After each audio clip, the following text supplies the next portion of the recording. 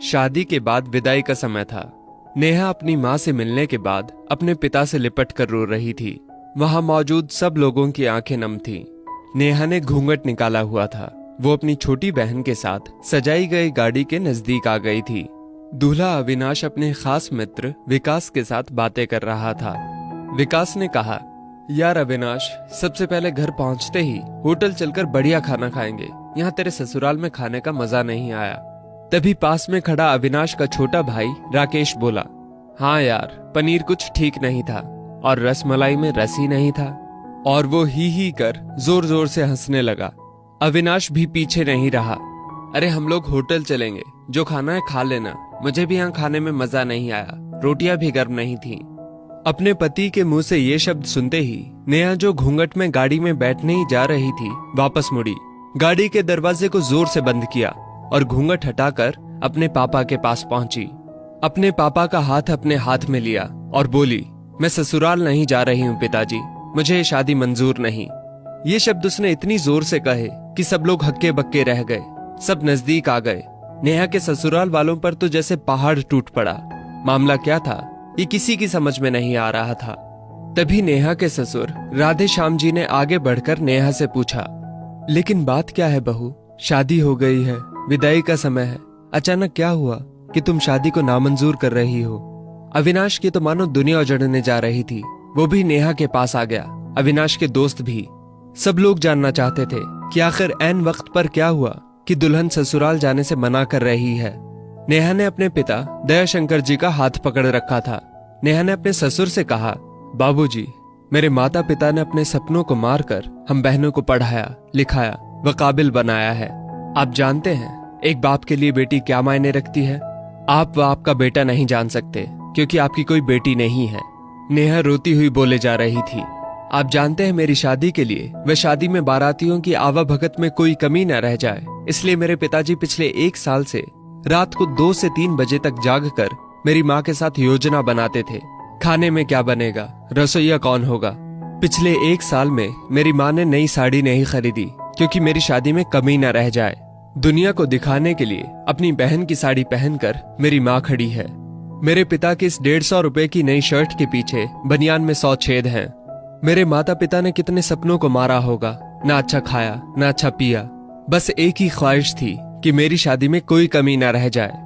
आपके पुत्र को रोटी ठंडी लगी, उनके दोस्तों को पनीर में गड़बड़ लगी व मेरे देवर को रसमलाई में रस नहीं मिला।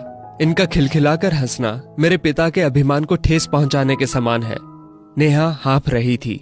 नेहा के पिता ने रोते हुए कहा, लेकिन बेटी, इतनी छोटी सी बात।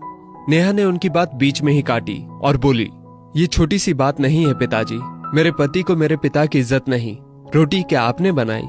रसमलाई, पनीर, ये सब केटर्स का काम है। आपने दिल खोलकर वह हैसियत से बढ़कर खर्च किया है। कुछ कमी रही तो वो केटर्स की तरफ से। आप तो अपने दिल का टुकड़ा अपनी गुड़िया रानी को विदा कर रहे हैं। आप कितनी रात रोएंगे क्या मुझे पता नहीं। माँ कभी मेरे बिना घर से बाहर नहीं निकली, कल से वो बाजार अकेली जाएंगी। जा पाएंगी? जो लोग पत्नी या बहू लेने आए हैं वो खाने में कमियां निकाल रहे हैं।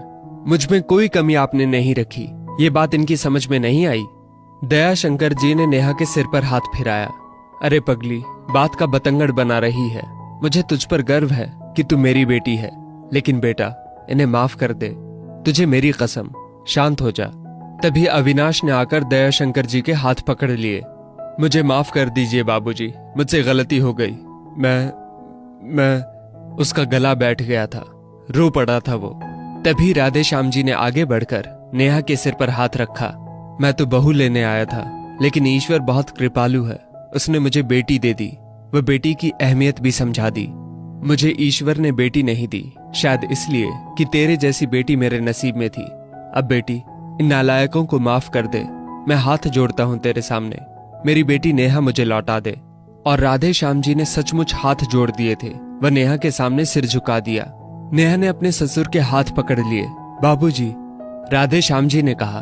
बाबूजी नहीं, पिताजी। नेहा भी भावुक होकर राधे श्याम जी से लिपट गई थी। दयाशंकर जी ऐसी बेटी पाकर गौरव की अनुभूति कर रहे थे। नेहा अब राजी खुशी अपने ससुराल रवाना हो गई थी।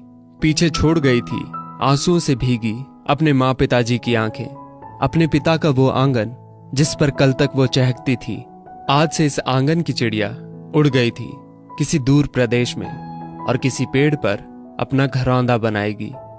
एक बेटी माँ बाप का अभिमान व अनमोल धन होती है, पराया धन नहीं।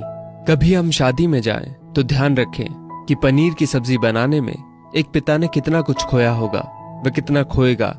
अपना आंगन उजाड़कर दूसरे के आंगन को महकाना कोई छोटी बात नहीं।